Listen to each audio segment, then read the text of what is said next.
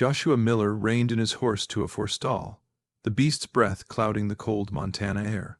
The initial heavy snow of 1,885 became falling swift, covering his shoulders and hat in white as he sat still, gazing the little cabin through its window rimmed with frost. Interior, a woman and 2 children clung to a hard table, a solitary candle making their shadows large towards the wall.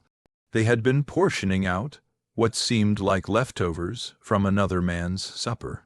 His gloved fingers constricted at the reins as the little boy, no more than 6, urged his thin slice onto his sister. Something constricted in Joshua's chest. 3 years a widower had left him well acquainted with an vacant desk, the empty ring of 1 plate, 1 cup, but children must not know hunger. He got off, boots crunching through clean snow, through holes inside the twisted boards. The cabin offered little shelter to the oncoming iciness. The roof hung perilously low, patched in some areas with what looked like pieces of crate wood. His knock made them jump. The girl appeared at the door, bony hands clamped on the frame as if for support. Her face transformed into pinched but dignified, eyes tired as she stood to protect the children behind her skirts. "Mrs. Bennet," he said, doffing his hat. "Mr. R. Miller." Her voice betrayed wonder that he knew her call. He glanced past her to the child's gaunt cheeks, to the nearly bare cabinet scene beyond, then up on the ceiling where snow drifted through gaps onto the dust floor. "Get your belongings," Joshua said, voice firm from lack of use. "You're coming home. Winter's setting mistaken, and this cabin may not hold." Sarah Bennett's face attested to the conflict between pride and motherly desperation. Her daughter coughed gently behind her, and something argument she could have made died unspoken. "We've got little to say," she said, at last, giving him one tight nod. "Then it may not take long," Joshua replied, stepping inside to help.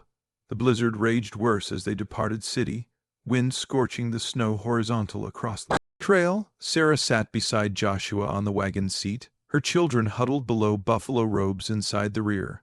Their few belongings, a trunk, a broken, backed rocking chair, and some worn quilts tied beside them. "Your husband," Joshua said, eyes fixed on the vanishing path. "Mining accident, sure." Sarah drew her threadbare coat closer. "Ago, come spring. Left debts I could not pay." Joshua nodded, information each what she said and did not say. Pine Creek took care of its very own unless rumors started out. "Until a person fell from grace, and also you lost your spouse." She ventured, after another mile, handed in silence. 3 winters passed, childbirth, every phrase fell like stone, lost them both, earlier than Sarah ought to respond. A sickening crack cut through the wind's howl. The front wheels splintered because it dropped right into a snow-covered washout. The wagon listed dangerously. Joshua jumped down, assessing the damage with a glance. Wheels long gone. "We are still 2 miles out." He looked at the rapidly disappearing trail, then on the darkening sky. "We stroll from here." He lifted Thomas from the wagon, wrapping him in one of the buffalo gowns. Sarah accrued Emma in comparable fashion. The female's face became flushed with bloodless, eyes drooping with exhaustion. "Keep tight to my neck, boy," Joshua told Thomas, settling him towards his shoulder. Were given a few ground to cowl. They trudged through deepening snow, following the slightly seen fence line marking Joshua's property. By the time his ranch house appeared through the swirling white, Sarah's legs were numb, her fingers aching from sporting Emma. The house stood strong against the hurricane, testimonies of sturdy wood with a wide porch, inner turned into easy but sparse. No decorations softened the practical fixtures, no picks held on the walls. The fire became cold like no person had been domestic for days. Joshua busied himself with the fireplace, while Sarah settled the youngsters near the growing warmth. "Why?" she requested clearly whilst the kids had drifted to sleep. Joshua persisted arranging logs within the hearth, not assembly her eyes. "This isn't charity," he said subsequently. "This is what associates do. Anyone with feel might do the equal." Sarah nodded, though he wasn't looking. Her gaze traveled around the room, touched down on a woman's scarf, nevertheless striking on a peg close to the door, as if its owner had simply stepped out and might go back any second. Sarah couldn't sleep. The youngsters lay peacefully by using the fire. However, her mind raced with the day's unexpected turn beyond middle of the night. She ventured to the kitchen for water and located Joshua sitting alone on the table, a small lamp burning low. He became something in his hands, a gold wedding band, one of a kind from the only he wore. He appeared up at her approach, however didn't conceal it. Rebecca's, he supplied quietly. I preserve, which means to place it away, Sarah nodded. Knowledge the strength of such objects. I nonetheless have Michael's watch, she admitted. Would not paintings and more. A simple confession, however, it opened a door between them. Words came less complicated than how his wife died bringing their son into the sector, neither surviving the night. How her husband's death discovered mining investments that left her destitute, and whispered approximately. The city grew to become quick, she stated, tracing patterns on the wooden tabletop. The day prior to this's associates turn out to be strangers whilst there's scandal connected. Joshua's response became interrupted by means of heavy pounding at the door. Each startled. Then Joshua rose, motioning for her to live seated. Mr. Daniel stood at the porch, snow coating his heavy coat, his face tight with displeasure. Miller, he stated curtly. Word travels fast, taking in the Bennett lady, bringing acquaintances through a typhoon. Joshua corrected, now not inviting him interior. You understand what they are saying about her husband's dealings, about her part in it. Daniels lowered his voice, though not enough to save you Sarah from listening too. The Wallace brothers are reconsidering their farm animals settlement with you. Tompkins too, is that so? Joshua's voice remained stage, just caution you as a pal. Harboring the disgraced Bennett female has effects. Joshua stood straighter. Then they can take their commercial enterprise somewhere else. Proper night, Mr. Daniels? He closed the door firmly and became to find Sarah looking him. Her expression thinking the fee of his preference.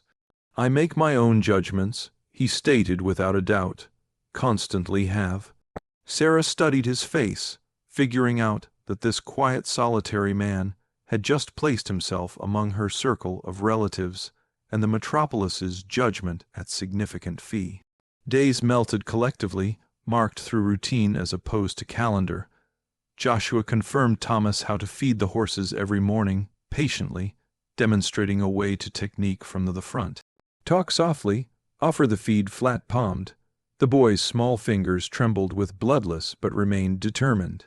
My daddy had a mule, Thomas instructed him one morning, his breath clouding. No longer horses. Mules are smarter than horses, Joshua replied, surprising himself with the conversation. Tougher employees too, Thomas considered this. Then why do you've got horses? Now and again we pick out matters for a way they make us sense, no longer simply what they can do. Joshua amazed himself once more. He could not don't forget the closing time he'd spoken so many phrases together. Inner, Sarah had hooked up order in his lengthy neglected domestic. Food appeared at ordinary times. The floors have been swept, windows shown.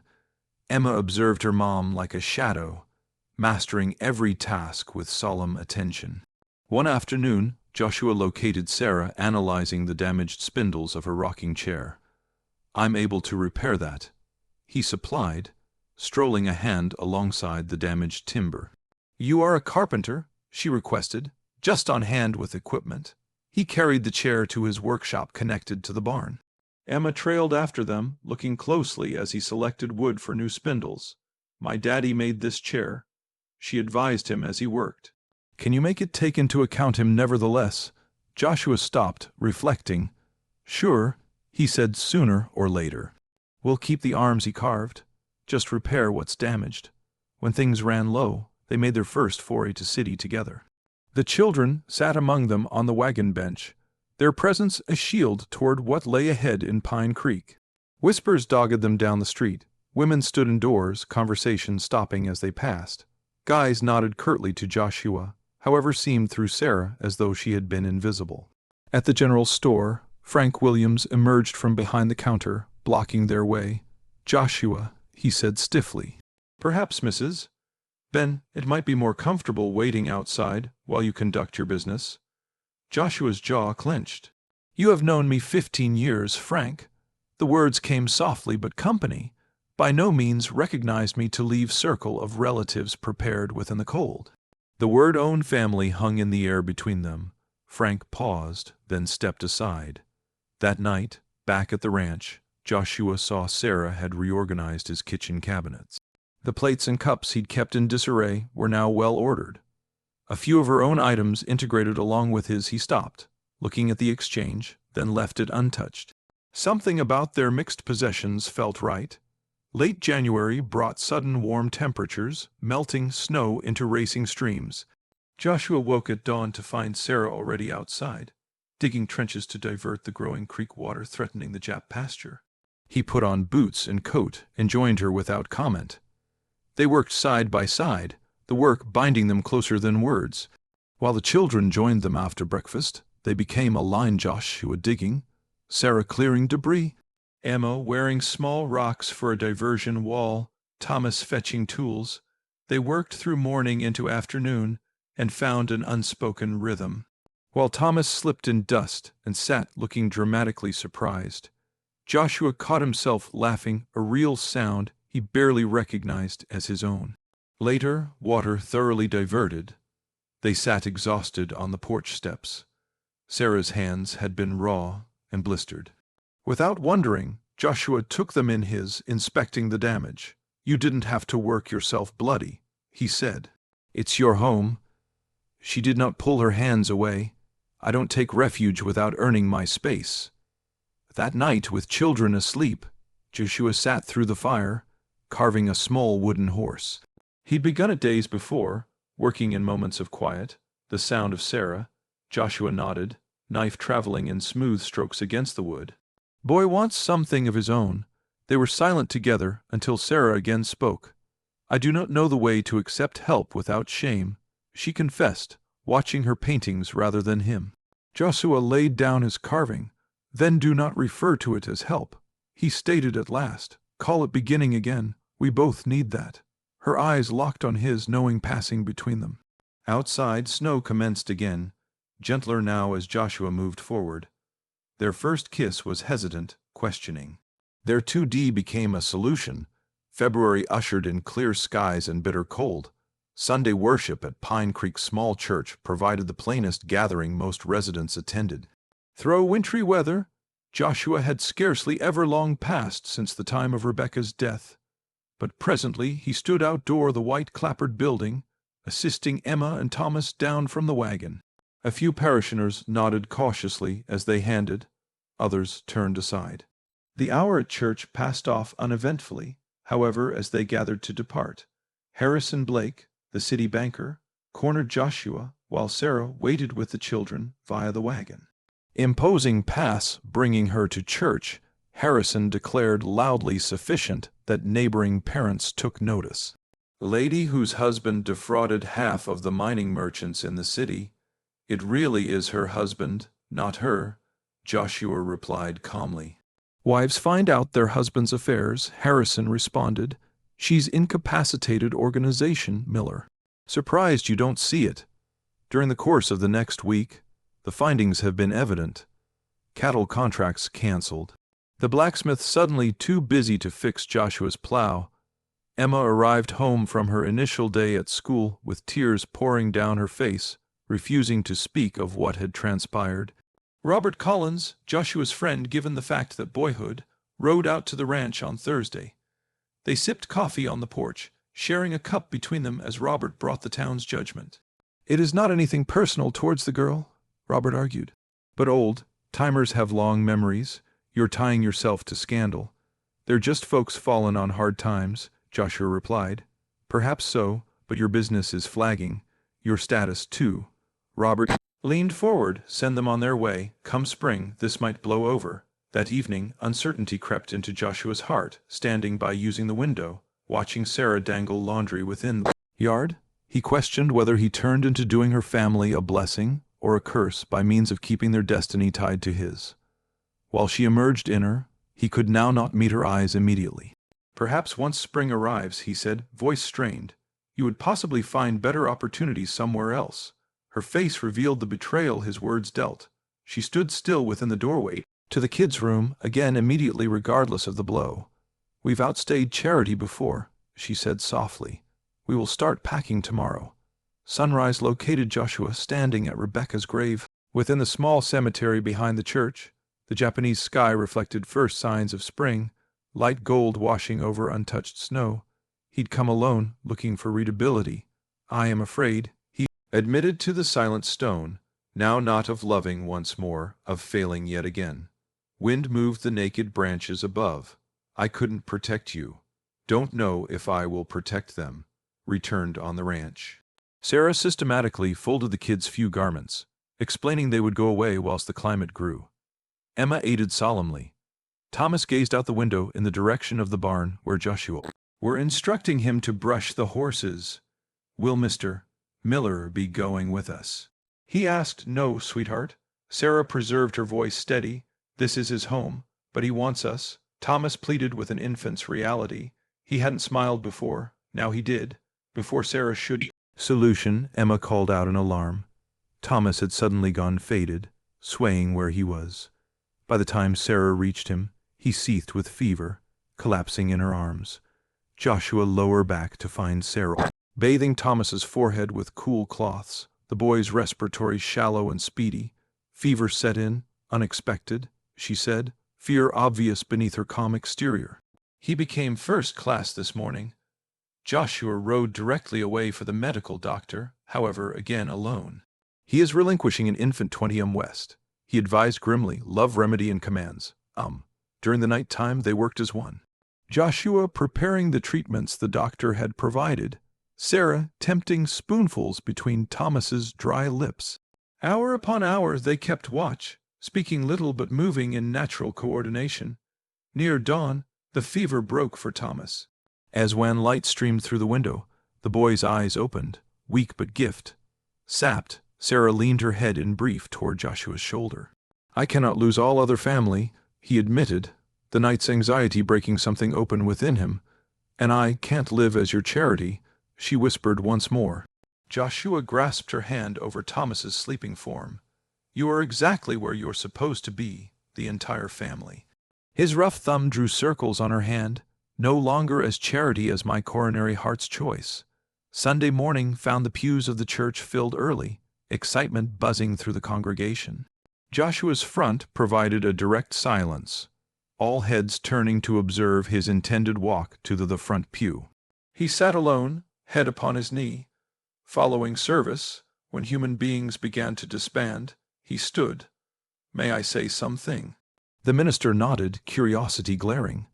"I have sat quiet while this city judged Sarah Bennett," Joshua began, voice wearing to the returned pews. "Judged her youngsters, too, refused them plain Christian kindness." A few humans squirmed uncomfortably. "You refer to yourselves godly while children go hungry." His question hung in the air. "Judge her, judge me first. For every error I have committed, and there are enough." He glanced over the quiet church.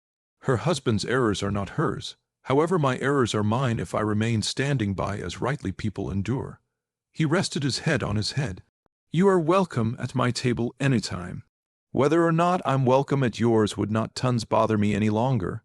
He went back to the ranch to find Harrison Blake's buggy in the backyard. Inside, the banker stood with papers arrayed. Earlier than Sarah at the kitchen table, Miller Harrison recognized coldly, telling Mrs. Bennett that her husband's money owed still stand. The mining organizations preparing to place liens. "Those money owed are paid," Joshua cut in. Sarah's head jerked up, but Joshua pulled from his coat, removing a folded file. "Paid them days ago. Entire amount." "You had no right," Sarah began, standing. "No longer Charity," he asserted. "Funding." He put another document next to the first. A deed with their names, partnership within the ranch, equal stocks. He looked directly at Harrison. "Except theirs." "Different business, Mr. Blake." The banker stacked his papers rigidly. "This doesn't change anything about how the town perceives her." "Later, then the town wants spectacles," Joshua replied, showing it. To the door, when they were alone, Sarah stroked the deed with shaking arms. "Why would you attempt this?" "Because someone needs firm floor to stand on," he replied, "and I need a companion more than hired help." Sarah looked at his face, seeing truth there. "Not for me." she said at last, but for the home our children deserve. Her emphasis sealed something between them. Our kids, Joshua. April changed the land. Wild flowers appeared in colorful clusters across the greening pastures. Ranch house growth that Joshua had initiated now approached completion. 2 new bedrooms and an expanded kitchen, the ring of hammers, a steady rhythm. Sarah looked up from her lawn to watch several wagons approaching. She tensed until recognizing the minister's wife leading the procession. The ladies brought food and quilts. The guys bore equipment ready to assist with the building. It wasn't the entire metropolis, but it became a beginning. Pastor spoke strong words last Sunday, the minister's wife defined. Fingers busy setting meals out on the outdoor table Joshua had built about network and 2D possibilities. Through afternoon, the residence addition gained partitions and a roof. Many hands making short work. Youngsters played within the backyard. Emma and Thomas no longer isolated. Sarah kept Joshua watching her through the commotion, his eyes asking a question. She nodded, experience without words. 1 week later, they stood together in their newly finished home. A simple ceremony witnessed by way of the children and those neighbors who had extended friendship. Thomas proudly gave away his mom, standing instantly once more beside her until Joshua took her hand. Emma scattered wild flowers along the floorboards. Love after loss is not always betrayal of what became. The minister told them. It is testament to the heart's capacity for renewal. As night loomed, the final visitors left. The 4 of them, now properly, a family, stood in the doorway in their home, looking out at land turned golden by sunset. It feels like we've been building this home my entire life without knowing it, Sarah said, Emma leaning sleepily against her side. Joshua Thomas, half asleep in his hands, looked around at the walls that they had erected together. A few things take the hard way to be built, right? Yeah. As dusk deepened towards night time, they settled the children into their new rooms. Later, alone together, Joshua took off his old wedding ring. He put it carefully into a small carved container on their wardrobe, not forgotten, but no longer a barrier between past and future. Sarah enclosed his hand in hers.